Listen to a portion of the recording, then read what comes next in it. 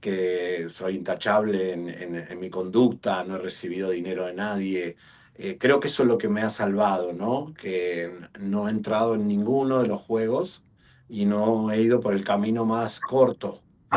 Y eso me hace limpio y me hace que yo pueda, pero sí es fuerte, ¿no? O sea, yo tengo tipos que se han suicidado porque yo les mostré su rostro, ¿no? Como corruptos de Venezuela que han perdido, se han decidido, bueno, han ido a la cárcel también, ¿no? Entonces, vos decís, qué loco poder cambiarle el karma, el destino a una persona con una sola exposición pública, ¿no? Pero quiero saber, porque además tienes una historia muy linda de muchos no que has logrado superar, Javier.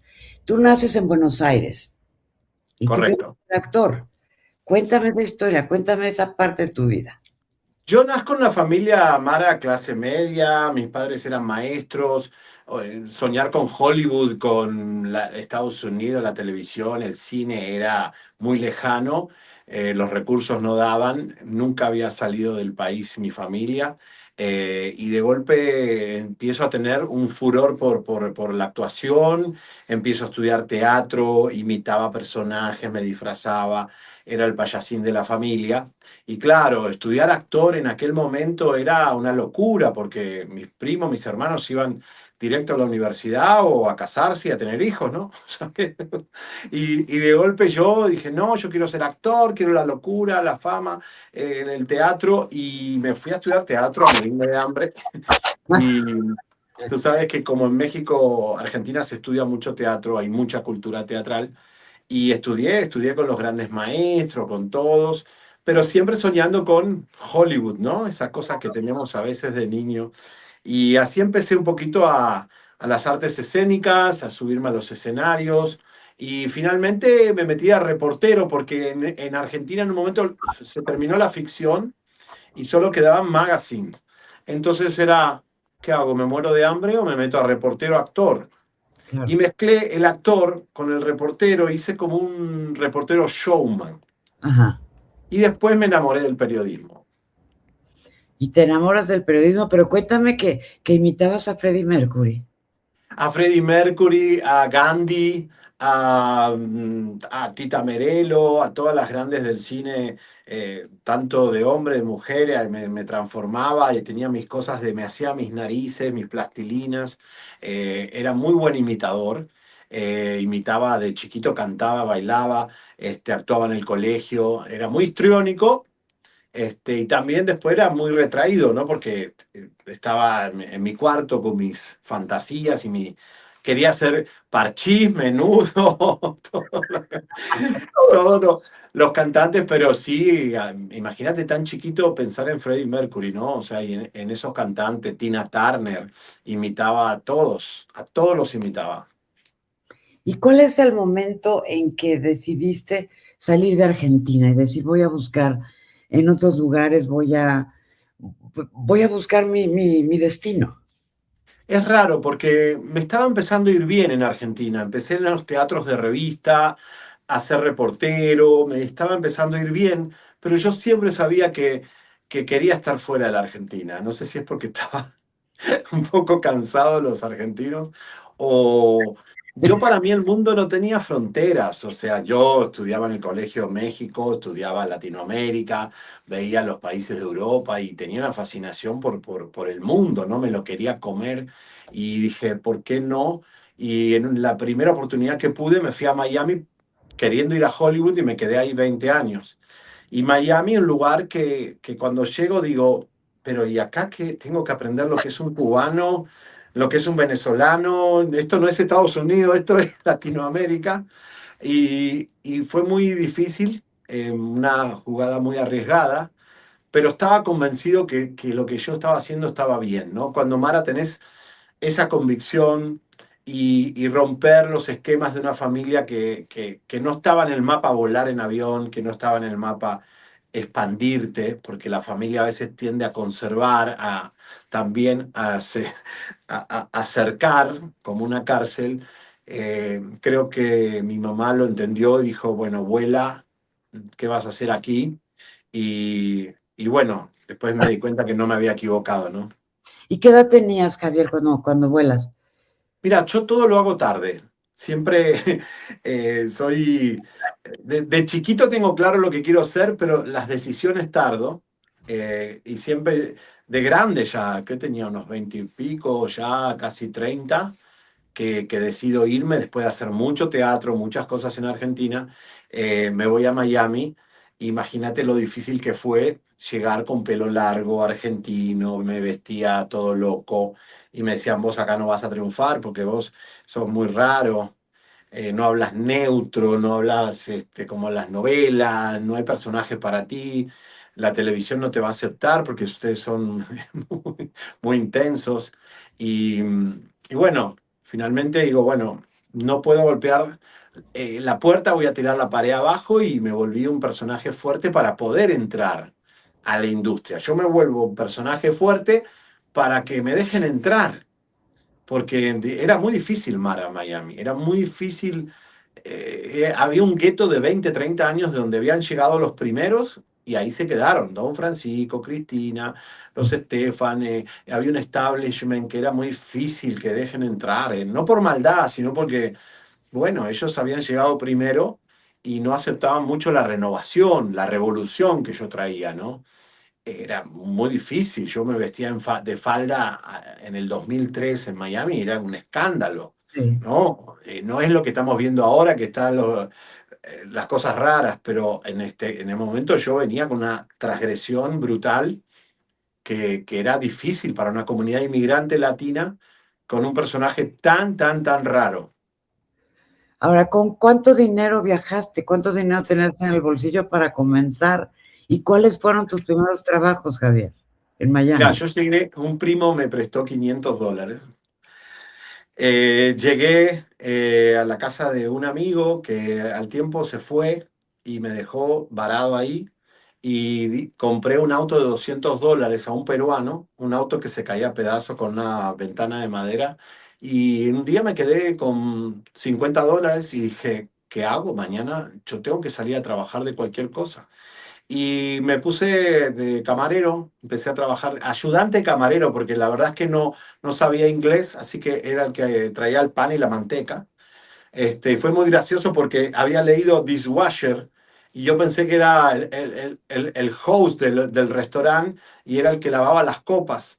Entonces me fui de saco y corbata a presentarme como dishwasher, que es el lavacopas, y me han pasado cosas muy graciosas, pero hasta hoy conservo la amistad con esos dueños de restaurantes que me dieron trabajo, porque me gusta ser muy agradecido y aprendí muchísimo. Ahí después empecé a conectarme con algunos amigos. Yo había ayudado mucho a Julio Zavala cuando Ajá. había ido a la Argentina. ¿Viste esos favores que vos haces, Mara, que nunca sabés cuándo te los vas a cobrar? Ni piensas en cobrártelo. No, y yo lo encuentro a Julio en un evento, le digo, Julio, uy, güero, tú me ayudaste en Argentina, le digo, sí, estoy acá varado, no tengo trabajo, digo, estoy en un restaurante. Y bueno, a los meses me llama, dice, vamos, vamos, que nos vamos a Ecuador y empecé a trabajar conmigo, me sacaron la visa y al tiempo, bueno, él se empata con Ana Bárbara y es donde yo empiezo a trabajar un poquito con Ana Bárbara, me voy a México y ahí empiezo ya a levantar cabeza, ¿no? Y luego también fuiste locutor en la estación Romance. Claro, yo empiezo, Mara, en Miami. Yo estaba trabajando con Ana Bárbara en México y me llama un canal de Miami y me dice, vamos a copiar Crónicas Marcianas de España. Necesito un personaje como el que hace Boris Izaguirre, el venezolano. Y le digo, seguro, porque no tengo plata, si me voy a Miami no tengo auto, no tengo casa. Me dice, venite, que vamos a empezar. Y fui, agarré ese auto viejo que tenía tirado por ahí y con la ventana de madera, y a los 6 meses habíamos hecho una revolución, se llamaba La Cosa Nostra, y empecé como a hablar fuerte, a hablar sin vacas sagradas, intocable, hablaba de Univisión, de Telemundo, de Don Francisco, y entonces me disfrazaba, me convertí en un personaje icónico que se convirtió en un fenómeno en Miami, que los cubanos, hay que agradecérselos, le hizo muy bien a la industria, porque lo que hice fue ser un Robin Hood, ¿no? A ver, el queso es para todos, el cake lo vamos a repartir en más personas Parecía un líder socialista, pero era como un poco decir, a ver, la industria es para todos, para todas las voces, para todos los países. Y entonces me contratan para la radio. Y hice lo mismo de la televisión en la radio, que fue un programa donde yo traía a los trans, a los matrimonios, a los swingers, a los personajes raros. Empezaba a darle notoriedad a todos los actores y a todas las actrices que no tenían. Me convertí, claro, en un furor del entretenimiento que duró muchos años. El terror de los famosos. Sí, sí, de golpe llegaba Rebeca de Alba y yo le preguntaba, y bueno, ¿y cómo es el cosito de Ricky Martin, no? Y ella decía, ¿quién es este monstruo que pregunta eso, no?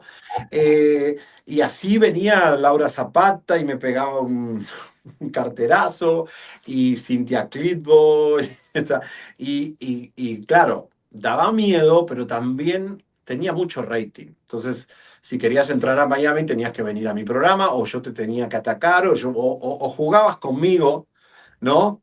Porque de verdad mi programa vinieron todos, ¿no?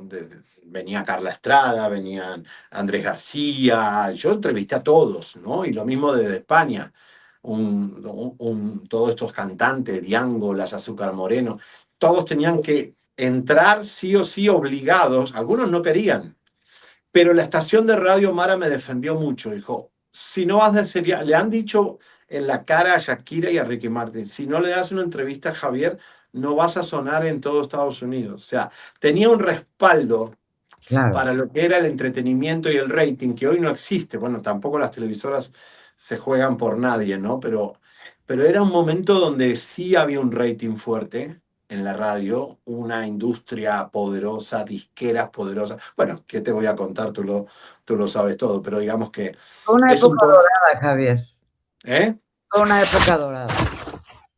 No, es que tú lo viviste, ¿no? Es un momento que no van a volver, que cambió todo y bueno, volverá. Ahora estamos en YouTube, pero sí viví un momento de gloria, de oro de las disqueras donde había un respeto por el DJ de radio, por el locutor, por el presentador, por el micrófono. A vos te pasa, ¿no? Vas con tu micrófono, televisa, es como hay un respeto. Ahora no hay nada, ¿no? O sea, la compañía que yo trabajaba en la radio se la quitó el banco, o sea, imagínate, la decadencia.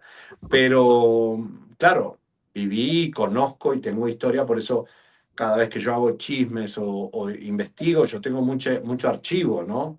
De poder acordarme. Pero acordate que Niurka en tal año se fue a Miami y Jenny no sé cuánto, y es como tener el archivo. Muy pocos tenemos el archivo completo, ¿no? Sí, Mara, de acordarnos historias de los famosos. es cierto, Javier. Y además, en el 2010 te dieron un premio Emmy por la entrevista que le hiciste a Virginia Vallejo, que Mm. fue la amante de Pablo Escobar Gaviria. Y bueno, que también salieron muchos libros escritos por ella. Una historia muy interesante también de una comunicadora. Bueno, mira, paralelamente al chisme, a los disfraces, a la locura, yo tenía una cosa muy seria de investigación de hard news que a mí me gustaba mucho, acá están mis semis, de meterme con lo poderoso y lo escabroso. Y logré la confianza del amante de Pablo Escobar.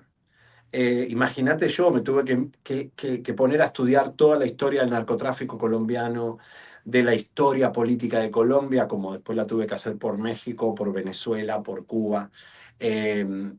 Parecía como otro Seriani, otro personaje, ¿no? Que está en un escritorio sentado estudiando y viendo, porque para convencerla tuve 6 meses, me la llevaba a comer, logré la confianza, ir a su casa, hasta que un día me dijo, mañana trae las cámaras y te voy a contar toda la historia del narcotráfico latinoamericano, porque no solo era Colombia, era Cuba, México, los socios de México, de Argentina, y ahí ya entonces entré en otra faceta de mi vida que es la investigación y me encanta, me fascina. Después lo hice con Venezuela, ahora lo hago con México y sí te cambia un poco la vida porque te pone en una zona de riesgo que no sé si es tan linda, y tan que se valore al final, ¿no? Porque decir, bueno, investigo tanto y ¿para qué? Para que un día a alguno le voy a caer mal y no, o sea, me pueden hacer daño, ¿no? Me lo han hecho, digo, me han amenazado, me han perseguido y todo eso.